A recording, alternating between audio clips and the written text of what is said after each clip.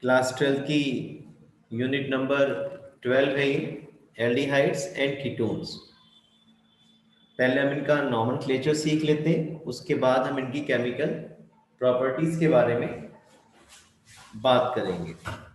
तो aldehydic group कौन सा है ये आप सभी को पहले से ही मालूम है। CHO group is aldehydic group. ये हम इस तरह भी लिख सकते हैं, C double bond O bond H, ऐसे भी लिखा जा सकता है, या फिर ये ऐसे भी लिखा आपको मिल सकता है, किसी भी फॉर्म में आपको लिखा हुआ मिल सकता है। और एल्डिहाइड्स को IUPAC में हम एल्केनल बोलते हैं। एल्केनल जो सिंपलेस्ट एल्डिहाइड हमारे पास होता है वो 1 कार्बन कंटेनिंग एल्डिहाइड है। इसमें जो फंक्शनल ग्रुप का कार्बन है CHO का वो काउंट होगा। इसमें एक ही कार्बन एटम है। और एल्केनल एक कार्बन वाला एल्केन क्या हो गया, मीथेन, और उसका अल, so it's IUPAC name is methanal. और इसका कॉमन नेम क्या है, फॉर्मल्डिहाइड। जो फॉर्मल्डिहाइड है इसका 40% एक्वस सोल्यूशन जो है वो कहलाता है फॉर्मेलिन। आपने देखा होगा आपकी बायोलॉजी में कुछ स्पेसिमेंस जो है एक लिक्विड में इमर्ज रहते हैं, वो जो लिक्विड है वो फॉर्मेलिन ही है। ये अच्छा ब्लड क्लॉटिंग एजेंट है। कभी कभी अगर वुंड हो जाता है, कट लग जाता है, तो फॉर्मेलिन या फॉर्मल्डिहाइड का यूज करके उस ब्लीडिंग को रोका भी जा सकता है। तो जो 40% एक्वा सोल्यूशन है फॉर्मेलिन ये कहलाता है। नेक्स्ट जो कार्बन वाला हमारे पास एल्डिहाइड है वो होगा 2 carbon containing aldehyde. Functional group का कार्बन काउंट होगा तो इसका नाम क्या हो जाएगा, ethanal. And it's common name is acetaldehyde. Acetaldehyde is the common name of CH3CHO, which is in IUPAC called ethanol. Compound generally जो CHO ग्रुप है वो एंड पर आता है, कार्बन चेन के एंड पर आता है। जैसे ये कंपाउंड है, इसमें 3 कार्बन कंटेनिंग एल्डिहाइड्स हैं। ये सभी कार्बन काउंट होंगे और इसका नाम हो जाएगा आपका प्रोपेन 1,3 डाई अल। अब यहाँ पे इस बात को ध्यान रखेंगे कि ये ई के बाद वॉवेल नहीं आ रहा है, डी आ रहा है, तो इसलिए ई जो है वो लगेगा और इसका नाम हो जाएगा प्रोपेन 1,3 डाई अल। इसी तरह से कंपाउंड ऐसा भी हमें मिल जाता है, देखिए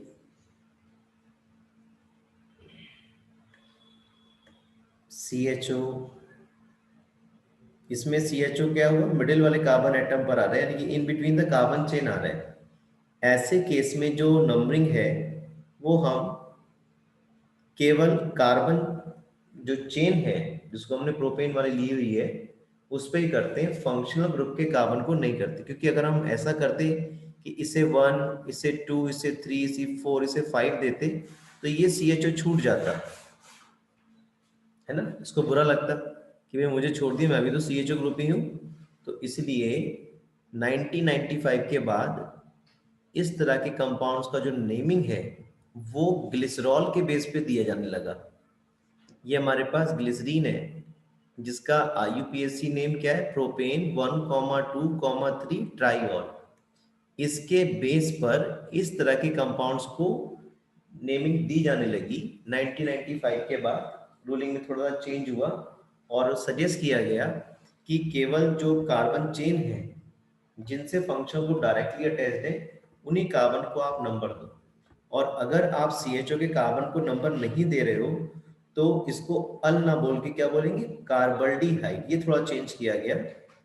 अगर आप CHO के कार्बन को नंबर नहीं देते हो then this CHO is called carbaldehyde, यानी कि इस कंपाउंड का जो नेम है वो हो जाएगा आपका प्रोपेन 1,2,3 ट्राई कार्बल्डिहाइड। कार्बल्डिहाइड कब बोलेंगे? जब हम बेंजीन के कार्बन को CHO के कार्बन को नंबर नहीं कर रहे। जैसे ये कंपाउंड देखिए, ये साइक्लोब्यूटेन है आपके सामने, और इस साइक्लोब्यूटेन में ये CHO ग्रुप आ गया है ना। तो इसका नाम क्या लिखेंगे हम? इसमें देखिए हम CHO के कार्बन को नंबर नहीं कर रहे हैं, केवल जो कार्बन 4 कार्बन एटम रिंग में एनक्लोज है उनको नंबरिंग कर रहे हैं, और इसमें नंबर 1 पर CHO लगा हुआ है। तो साइक्लोब्यूटेन, साइक्लोब्यूटेन कार्बल्डिहाइड, साइक्लोब्यूटेन कार्बल्डिहाइड। और भी इस तरह के कंपाउंड्स हो सकते हैं। देखिए ये हमारे पास 6 कार्बन एटम की रिंग है, और इसमें यहाँ पर CHO आ गया और यहाँ CHO आ गया। इसमें आप देख सकते हो हम CHO के कार्बन को नंबर नहीं दे रहे, जो साइक्लोहेक्सेन के कार्बन एटम से केवल उन्हीं को नंबर आप दे रहे हो। तो इसका नाम क्या हो जाने वाला है? साइक्लोहेक्सेन 1,4 दो है क्योंकि, तो di carbaldehyde. Cyclohexane 1,4 di carbaldehyde. अगर हम बेंजीन में, ये बेंजीन रिंग है, इसमें CHO लगा देते हैं, उसका नाम क्या हो जाएगा? इसमें आप CHO कार्बन को नंबर नहीं दे रहे हो, केवल बेंजीन के कार्बन को नंबर दे रहे हो। क्या नाम हो जाएगा? Yes, benzene carbaldehyde. Benzene carbaldehyde. लेकिन साथ ही साथ इस पूरे कंपाउंड को हम बेंजल्डिहाइड भी बोल देते हैं। तो IUPAC में बेंजल्डिहाइड भी एक्सेप्टेड है और बेंजीन कार्बल्डिहाइड भी एक्सेप्टेड है। जनरली आपको बेंजल्डिहाइड ही लिखा मिलता है। बेंजीन पर अगर CHO अटैच्ड है तो उसे हम बेंजल्डिहाइड बोलेंगे। इस तरह के कंपाउंड भी हो सकते हैं। देखिए जिसमें CHO बेंजीन में एक कार्बन नंबर 1 पर हो और एक 4 पर, यानी कि पैरा पोजीशन पर हो, तो इसको हम ऐसा भी बोल देते हैं पैरा पैरा डैश। इसके रेस्पेक्ट में ये पैरा और इसके रेस्पेक्ट में ये पैरा, तो para para dash benzene di carbaldehyde. Para para dash benzene di carbaldehyde. Benzene की पैरा पैरा डैश पोजीशन पर एक दूसरे के रेस्पेक्ट में 2 CHO ग्रुप लगे हुए हैं, और ये मैंने आपको बताया जब CHO के कार्बन को नंबर नहीं देते हो तब उसे हम कार्बल्डिहाइड बोलते हैं, ना कि अल लगा के बात करेंगे। So it is para para dash benzene 1,4 di carbaldehyde, या ऐसा भी आप कर सकते हो 1 2 3 4 5 6 बेंजीन। इसका नाम ऐसे भी आप दे सकते हो बेंजीन 1,4 यस डाई कार्बल्डिहाइड, ऐसा भी हम इसका नाम दे सकते हैं। कुछ और कंपाउंड्स भी देख लेते हैं, एल्डिहाइड्स के कुछ और कंपाउंड्स देख लेते हैं हम लोग। देखिए ये बेंजीन रिंग है और बेंजीन रिंग में ये CHO ग्रुप है और ये इसकी ऑर्थो पोजीशन पर OH आ गया। जब OH ग्रुप किसी ज्यादा प्रेफरेबल ग्रुप के साथ आएगा तो उसे हम हाइड्रोक्सी बोलते हैं, तो उसका नाम हो जाएगा 2- हाइड्रोक्सी। CHO ज्यादा प्रेफरेबल ग्रुप है इन कंपेरेटिव टू OH, तो OH जब लेस प्रेफरेबल ग्रुप के साथ आएगा तो इसे क्या बोलेंगे? Hydroxy, 2 hydroxy. और ये किसका डेरिवेटिव? पूरा कंपाउंड क्या है? बेंजल्डिहाइड। तो आप इसको 2 हाइड्रोक्सी बेंजल्डिहाइड भी बोल सकते हो, या 2 हाइड्रोक्सी बेंजीन कार्बल्डिहाइड भी बोल सकते हो, और इस कंपाउंड का जो कॉमन नेम है वो है सैलिसिलल्डिहाइड।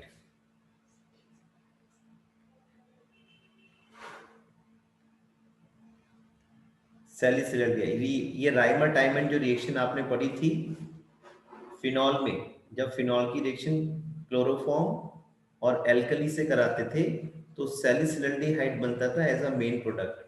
और ये मेन प्रोडक्ट इसलिए होता था क्योंकि यहाँ पर हाइड्रोजन बॉन्डिंग होती है, वो भी कौन सी, इंट्रामॉलिक्यूलर एच बॉन्डिंग। इसलिए जो मेन प्रोडक्ट है वो कौन सा बनता है, ऑर्थो वाला बनता है आपका। कीटोन्स का आईयूपीएसी नॉमेनक्लेचर अगर हम पढ़ेंगे तो कीटोन्स को हम आईयूपीएसी में बोलते हैं एल्केनोन्स। एल्केनोन सबसे, इसके संग कीटोनिक ग्रुप की खासियत है कभी भी कार्बन चेन के एंड पर नहीं आता, हमेशा इन बिटवीन द कार्बन एटम्स रहेगा। और ये इसीलिए जो सिंपलेस्ट कीटोन पॉसिबल है वो कौन सा है हमारे पास, 3 कार्बन वाला, 1 2 3। क्योंकि जब देखिए कार्बन चेन के मिडिल में आना है तो 1 पे नहीं आएगा, 2 पर नहीं आएगा, कहाँ आएगा, 3 कार्बन एटम होंगे तब उसी के मिडिल में पॉसिबिलिटी है। तो ये सबसे सिंपलेस्ट टाइप का कीटोन है हमारे पास। इसका कॉमन नेम एसीटोन है, और अगर इसका आप आईयूपीएसी नेम लिखेंगे तो प्रोपेनोन, 3 कार्बन वाला, यानी कि 3 कार्बन वाले अल्केन का ओन प्रोपेनोन। इसमें प्रोपेन 2 ओन नहीं लिखा जाता क्योंकि अंडरस्टूड है कि जब वो कार्बन चेन के बीच में ही आना है और 3 कार्बन है तो नंबर 2 पर ही होगा, अंडरस्टूड है, इसलिए इसको हम प्रोपेनोन लिखते हैं केवल, राइट। इसी तरह से ये हमारे पास 4 कार्बन वाला कीटोन है, इसमें इस तरह से नंबर हम कर रहे हैं 1 2 3 4। इसमें भी नाम नंबर नहीं देते, इसको भी हम सिंपली ब्यूटेनोन बोलते हैं। इसको हम सिंपली ब्यूटेनोन बोलते हैं क्योंकि इसको हम ऐसा लिख दें या इस तरह से लिख दें, functional group will always be at number 2 if there are 4 carbon atoms. तो इसका नाम सिंपली क्या हो जाएगा, ब्यूटेनोन। ये अंडरस्टूड है कि जो कीटोनिक ग्रुप है वो नंबर 2 वाले कार्बन पर ही आएगा अगर कार्बन एटम 4 है तो। लेकिन हाँ, अगर कार्बन का नंबर 4 से ज्यादा हो रहा है अब पोजीशन चेंज हो सकती है। जैसे ये सामने आपका एग्जाम्पल आ रहा है, इसमें आप देख सकते हैं इसमें कीटोनिक ग्रुप नंबर 2 पर है और इसमें जो कीटोनिक ग्रुप है वो नंबर 3 पर है। अगर आप नंबरिंग करेंगे तो यहाँ पर ये नंबर 1, ये नंबर 2, और ये नंबर 1 2 और ये 3 पर आ रहा है। तो यहाँ जो नाम है इसका, इस कंपाउंड का हो जाएगा पेंटेन 2 ओन। यहाँ से ई हट जाएगा क्योंकि इसके बाद क्या आ रहा है, वॉवेल आ रहा है, ओ आ रहा है, तो इसलिए यहाँ से ई हट जाएगा। तो इट इज पेंटेन 2 ओन, और ये क्या हो जाएगा, पेंटेन 3 ओन। कुछ रिंग वाले कंपाउंड्स की बात कर लेते हैं। देखिए ये हमारे पास साइक्लोब्यूटेन है और इसमें कीटोनिक ग्रुप लग गया तो साइक्लोब्यूटेनोन, दिस इज साइक्लोब्यूटेनोन। ये साइक्लोहेक्सेनोन, साइक्लोहेक्सेनोन, ये साइक्लोप्रोपेनोन, राइट। इसी तरह से जो बेंजीन के केस में आपका पास कीटोनिक ग्रुप वाला कीटोन्स बनेंगे वो सिंपलेस्ट इस तरह के आपके बनेंगे। देखिए सबसे सिंपलेस्ट टाइप के जो कीटोन बेंजीन रिंग के साथ पॉसिबल है वो ये रहा, फर्स्ट वाला, ठीक है। तो इसका नाम कॉमनली क्या है, एसिटोफिनोन, दिस इज एसिटोफिनोन। जब हम बेंजीन का एसिटाइलेशन कराते हैं तब ये बनता है एसिटोफिनोन, और इसमें नंबरिंग हम इस तरह से कर देते हैं, इट इज फिनाइल, 2 कार्बन है, 2 कार्बन वाला कीटोन क्या होगा, फिनाइल इथेनोन। अब क्योंकि पोजीशन डिस्कस नहीं किए तो नंबर 1 पे ही फिनाइल होगा, और कीटोनिक ग्रुप जो इथेनॉल की हम बात कर रहे हैं वो भी कितने पे होगा, नंबर 1 पे ही होगा, या इसको 1 डैश फिनाइल इथेनॉल भी लिखा जा सकता है। ठीक है, इसी तरह से अगर कार्बन का नंबर बढ़ेगा तो देखिए कैसे इसकी नॉमेनक्लेचर रहेगा। ये कीटोनिक ग्रुप आ गया, और ये CH2 और ये CH3, कितने कार्बन एटम आ गए यहाँ पर आपके पास, 3 आ गए, 1 2 3। इसका नाम हो जाएगा 1 dash phenyl, 1 dash phenyl propane 1 own. कोशिश करेंगे यहाँ पे नंबर 1 पे बता दें कीटोनिक ग्रुप है, क्योंकि कंपाउंड ये भी पॉसिबल है, कंपाउंड ये भी पॉसिबल है, ये वाला कंपाउंड भी पॉसिबल है। तो इसमें नंबरिंग देखिए कहाँ से करेंगे, यहां से करी जाएगी 1 2 और ये 3। इसका नाम हो जाएगा 1 dash phenyl propane gas 2 own. ठीक है, यहाँ पे क्या रहेगा, ये 1 ओन। तो इस तरह का कंपाउंड भी पॉसिबल है, इसलिए इसमें पोजीशन बता देंगे, वही ठीक रहता है।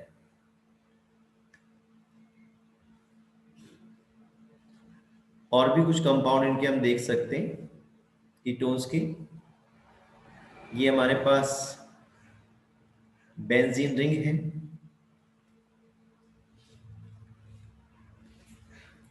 ये 2 बेंजीन रिंग कीटोनिक ग्रुप से अटैच्ड है।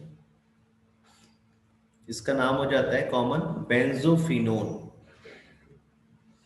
बेंजोफिनोन। और अगर आईपीसी में लिखना चाह रहे हो, वैसे आईपीसी बेंजोफिनोन भी एक्सेप्टेड हो जाता है, लेकिन आप इस तरह से लिखोगे तो अच्छा रहेगा। आप देख रहे हैं ये एक ही कार्बन है और इस पर 2 रिंग जुड़ी है बेंजीन वाली, जिन्हें हम बोलेंगे फिनाइल रिंग। उसका नाम हो जाएगा डाई फिनाइल, 2 रिंग है ना, डाई फिनाइल। और एक कार्बन वाला कीटोन, एक कार्बन वाला कीटोन क्या कहलाएगा, methanone. So it is diphenyl methanone, it is diphenyl methanone, या फिर बेंजोफिनोन भी आप इसको बोल सकते हो। ठीक है, एक तो आज आप 12.1 टेबल में जितने भी कंपाउंड्स दिए हुए हैं इनके आईयूपीएसी नेम्स और इनके कॉमन नेम को देखेंगे, कीटोन्स के भी और एल्डिहाइड्स के भी।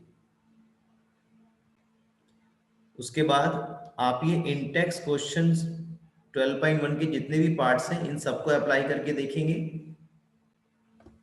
इसी के साथ साथ एक्सरसाइज की 12.2, एक्सरसाइज के 12.2 के लगभग सभी पार्ट्स आप कर पाएंगे एक्सेप्ट सिक्स में, क्योंकि कार्बोक्सिलिक एसिड का जिक्र है, ये आप बात तो करिएगा, लेकिन एल्डिहाइड्स और कीटोन से रिलेटेड जितने भी नॉमेनक्लेचर है वो सब आप आज ट्राई करेंगे। इसी तरह से 12.3 में जो कंपाउंड्स हैं उनके स्ट्रक्चर आपको बनाने हैं, ये भी लगभग आप सब कर पाएंगे। केवल 6 और 8 को एग्जाम इसको छोड़ दीजिएगा यहाँ पे, क्योंकि ओइक एसिड का जिक्र है, कार्बोक्सिलिक एसिड का ये हम बात तो करेंगे जब कार्बोक्सिलिक एसिड डिस्कस करेंगे। इसी तरह से 12.4 में भी आप इन कंपाउंड के नॉमेनक्लेचर सब कर सकते हो, ये सब एल्डिहाइड्स या कीटोन्स के ही हैं। और now we discuss about the structure of carbonyl compound. इससे पहले हम ये समझ लेते हैं कि कार्बोनिल कंपाउंड्स होते क्या हैं। All those compounds which contain C double bond O group is called carbonyl group, are called carbonyl compounds। जैसे आप इधर H लगा दो, इधर H लगा दो, तो ये आपका एल्डिहाइड हो गया, CHO ग्रुप हो गया।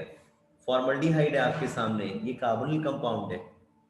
आपने इधर CH3 ले लिया, इधर कीटोनिक ग्रुप ले लिया, इधर CH ले लिया, ये भी आपका CHO ग्रुप है, एल्डिहाइड ग्रुप है, इथेनॉल है ये भी आपका कार्बोनिल कंपाउंड है। आपने इस कार्बोनिल ग्रुप के राइट और लेफ्ट दोनों में एल्काइल ग्रुप्स लगा दिए तो ये कीटोन्स हो गए।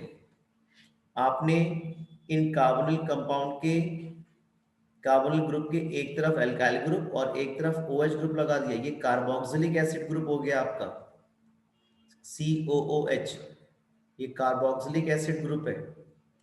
आपने इस कार्बोनिल ग्रुप के एक तरफ एल्काइल ग्रुप और एक तरफ Cl लगा दिया, ये OL क्लोराइड्स हो गए, इसका नाम इथेनोइल क्लोराइड है, तो ये भी आपका कार्बोनिल कंपाउंड है। इसी तरह से आपने इस कार्बोनिल ग्रुप के एक तरफ एल्काइल ग्रुप और एक तरफ अमाइड ग्रुप लगा दिया, NH2 ग्रुप लगा दिया, तो ये आपका अमाइड ग्रुप हो गया CH3CONH2। इसी तरह से आपने एस्टर्स पढ़े हुए, ये कार्बोनिल ग्रुप और ये OCH3, ये भी आपका कार्बोनिल कंपाउंड है। वो सारे कंपाउंड्स जिसमें ये C double bond O group present होगा वो आपका कार्बोनिल कंपाउंड्स कहलाएंगे। इन कार्बोनिल कंपाउंड्स में अगर आप अरेंजमेंट देखोगे कार्बन के चारों तरफ तो वो sp2 हाइब्रिडाइज स्टेट में रहता है, जैसा आपको मालूम है ना, ये C डबल बॉन्ड O, इसमें आप देख पाएंगे ये जो कार्बन है इसके संग एक सिग्मा बॉन्ड यहाँ पर है, दूसरा सिग्मा बॉन्ड और तीसरा सिग्मा बॉन्ड, तो 3 सिग्मा बॉन्ड्स यहाँ पर है। आप देख पाएंगे यहाँ पे 3 सिग्मा बॉन्ड्स यहाँ पर है, और 3 सिग्मा बॉन्ड अगर किसी एटम से अटैच्ड है कार्बन से, तो यहाँ पर जो स्टेट ऑफ हाइब्रिडाइजेशन है वो कौन सा होगा, sp2 होगा। और sp2 की वजह से बॉन्ड एंगल कितने होंगे, कितने के होंगे, 120 डिग्री के, और ज्योमेट्री कैसी होगी, trigonal bipyramidal, sorry trigonal planar, very sorry, trigonal planar geometry होगी। तो ये ध्यान रखेंगे बॉन्ड एंगल सबका लगभग 120 डिग्री होगा, और ट्राइगोनल को planar structure in carbonyl compounds का रहता है कार्बोनिल ग्रुप के अराउंड। पहले एल्डिहाइड्स की प्रिपरेशंस पढ़ लेते हैं और साथ में कीटोन्स की भी हम पढ़ेंगे। इसमें पहला पढ़ेंगे बाय ऑक्सीडेशन ऑफ एल्कोहल्स। तो ये आपको मालूम है कि अगर आप प्राइमरी अल्कोहल को ऑक्सीडेशन करेंगे तो एल्डिहाइड्स बनेंगे, वो भी PCC की प्रेजेंस में, पाइरीडियम क्लोरोक्रोमेट की प्रेजेंस में जब आप ऑक्सीडेशन करेंगे तो प्राइमरी अल्कोहल्स बनेंगे। और तो सॉरी एल्डिहाइड्स बनेंगे, वेरी सॉरी, प्राइमरी अल्कोहल के ऑक्सीडेशन से क्या बनेंगे, एल्डिहाइड्स बनेंगे। जब आप प्राइमरी अल्कोहल को ऑक्सीडेशन PCC या CrO3 की प्रेजेंस में कराएंगे, ऐसा आप क्लास 12 में यूनिट 11 में देख सकते हैं, आपने पढ़ा हुआ है। साथ ही साथ अगर आप सेकेंडरी अल्कोहल्स को ऑक्सीडेशन करेंगे, साथ ही साथ अगर आप सेकेंडरी अल्कोहल्स को ऑक्सीडेशन करेंगे तो कीटोन्स आपको मिलते हैं, राइट। देखिए मैं छोटी सी रिएक्शन आपको लिख के भी दिखा सकता हूँ, आपको अगर थोड़ा सा मेमोरी टर्निश हो रही है तो आपने ये रिएक्शन पक्का पढ़ी हुई है। देखिए दिस इज इथेनॉल, और इथेनॉल का ऑक्सीडेशन अगर आप PCC की प्रेजेंस में कराते हो, पाइरीडियम क्लोरोक्रोमेट की प्रेजेंस में कराते हो, then this CH2OH will oxidize to CHO only, it will not further oxidize to carboxylic acid। ठीक है, तो प्राइमरी अल्कोहल का अगर ऑक्सीडेशन कराएंगे PCC की प्रेजेंस में तो एल्डिहाइड्स मिलेंगे, इसका नाम हो जाएगा इथेनॉल और इसका कॉमन नेम है एसिटल्डिहाइड। सिमिलरली अगर आप सेकेंडरी अल्कोहल जैसे प्रोपेन 2ऑल या इसको आप आइसोप्रोपाइल अल्कोहल भी बोलते हो, अगर आप आइसोप्रोपाइल अल्कोहल जो कि एक 2 डिग्री का अल्कोहल है, इसका ऑक्सीडेशन करेंगे आप CrO3 की प्रेजेंस में, तो ये ऑक्सीडाइज हो जाएगा कीटोन्स में। यानी कि सेकेंडरी अल्कोहल को ऑक्सीडेशन करेंगे तो कीटोन्स बनेंगे, प्राइमरी अल्कोहल को ऑक्सीडेशन करेंगे तो एल्डिहाइड्स बनेंगे। टर्शियरी अल्कोहल को ऑक्सीडेशन इजी नहीं होता है, आसानी से वो ऑक्सीडेशन में नहीं जाते, क्योंकि वहां पर ये कार्बन बॉन्ड कार्बन को क्लीव करना पड़ता है, जिसके लिए बहुत ज्यादा अमाउंट ऑफ एनर्जी की रिक्वायरमेंट होती है, तो आसानी से टर्शियरी अल्कोहल ऑक्सीडेशन में नहीं जाते। हाँ, सेकेंडरी अल्कोहल का ऑक्सीडेशन होगा तो कीटोन्स बनेंगे आपके। इसी तरह से सेकेंड मेथड आप पढ़ेंगे डिहाइड्रोजनेशन ऑफ अल्कोहल, ये भी आपने क्लास 12 में ही यूनिट 11 में पढ़ा हुआ है।